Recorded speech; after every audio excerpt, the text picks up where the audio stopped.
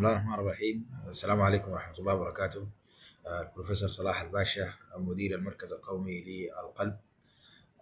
قائد المسيرة سنوات عددة، السادة استشاري القلب،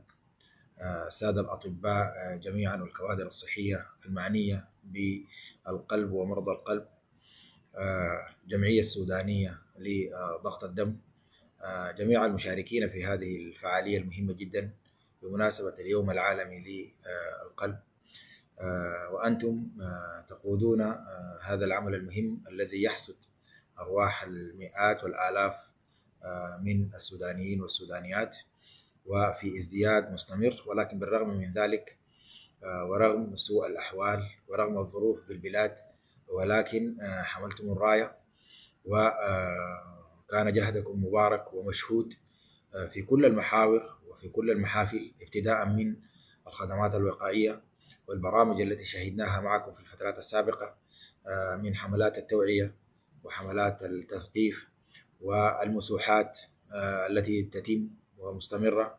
وكذلك من خلال البرامج العلاجية والتوسع في تلك البرامج العلاجية سواء كانت الطبية أو الجراحية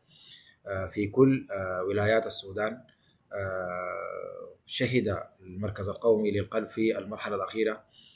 توسعا في خدماته في الشمال وفي الشرق، وقريبا في الوسط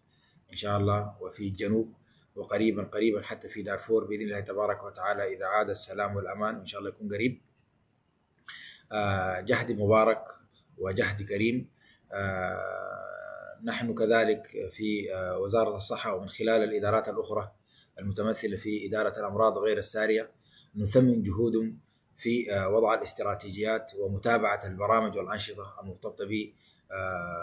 بمكافحة مرض الضغط ومرض القلب والأمراض المرتبطة به. نحن من هنا نحب نرسل رسائل شكر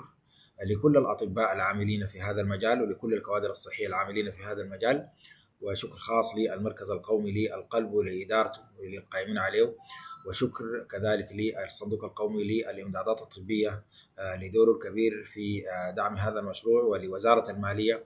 ولمدراء المراكز الكبيرة الذين بذلوا جهد كبير، والأطباء العاملين بمدينة مروي الطبية ومستشفى أحمد قاسم للقلب، وكذلك بمركز القلب والمدني الذي نتمنى أن يعود سريعا، وغيره من المراكز التي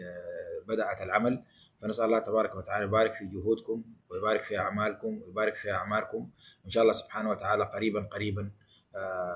يشهد السودان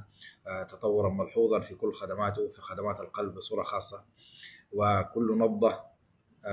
تنبض بالوطن، تنبض بالحنين، تنبض بالمحبة لهذا التراب، وإن شاء الله ما تنبض ثاني أي نبضة بالألم والأسى والحزن.